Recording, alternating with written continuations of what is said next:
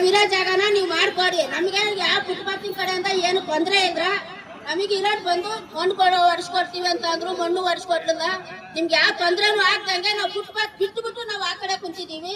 ಸುಮಾರು ನಾವು market open ಆದಾಗ್ಲಿಂದಲೂ ನಾವು ಹಳೆ ಮಾರ್ಕೆಟ್ ಇಂದಲೂ ನಾವು ಜೀವನ ಮಾಡಿರೋರು 10 ಪೈಸೆ 15 ಪೈಸೆ 20 ಪೈಸೆ ನಾವು ಮಾಡ್ಕೊಂಡು ವ್ಯಾಪಾರ ಮಾಡ್ಕೊಂಡು ಜೀವನ ಮಾಡಿರೋ. ಇವತ್ತು ಸಾಲಗಳಾಗ್ಯವೆ.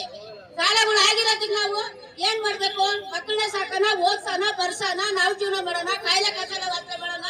30,000 20,000 15,000 ಸಾಲ ಮಾಡಿದ್ದೀವಿ. ಮುನ್ಸಿಪಲ್ ಕಡೆಯಿಂದ 50,000 ರೂಪಾಯಿ ಸಾಲಗಳು ತೆಗ್ದಿದ್ದೀವಿ. ಅದನ್ನೇ ತೀರ್ಸೋಣ, ನಾವು ಜೀವನ ಮಾಡೋಣ. ಮಕ್ಕಳು ಏನ್ ಮಾಡ್ಬೇಕು ಹೇಳಿ ಸರ್? ನಮಗೆ ನ್ಯಾಯ ಕೊಡಿಸಿ, ನಮ್ಗಿರೋ ಜಾಗನ ನಾವು ಅದ್ಭುತ ಮಾಡ್ಕೊಡಿ. ನಮ್ಗಿಲ್ಲ ಏನೈತ ನೀವು ಮಾಡ್ಕೊಡಿ. ನಾವು ಫುಟ್ಪಾತ್ ಬಿಟ್ಬಿಟ್ಟಿದೀವಿ. ನಾವು ಫುಟ್ಪಾತ್ ಕಡೆ ಏನ್ ತೊಂದರೆ ಮಾಡ್ಕೊಟ್ಟಿಲ್ಲ. ನಾವಿರೋ ಜಾಗನ ನಾವು ಮಾಡ್ಕೊಂಡು ವ್ಯಾಪಾರ ಜೀವನ ಮಾಡ್ತೀವಿ. ಹಿಂದೆ ಇಕ್ಕೊಂಡು ನಾವೇನು ತೊಂದರೆ ಮಾಡಿಲ್ಲ. ಅವಕಾಶ ಮಾಡ್ಕೊಡಿ. ಒಂದು ವಾರ ಇದೇ ತೊಂದರೆ ಕೊಡ್ತಾರೆ. ಇವಾಗ ಹಬ್ಬದ ಟೈಮ್ಗಳ ಏನೋ ಸಾಲ ಪಾಲ ಮಕ್ಕಳು ಮರಿ ಜೀವನ ಮಾಡ್ಬೇಕು ಅಂದ್ರೆ ಬಂದು ಈ ಕಾರಣ ಕೊಡ್ತಾವ್ರಿ. ಏನ್ ಮಾಡ್ಬೇಕು? ನಾವು ಹೇಳ್ಬೇಕು, ಬರ್ರಿ ನ್ಯಾಯ ಕೊಡ್ಸಿ.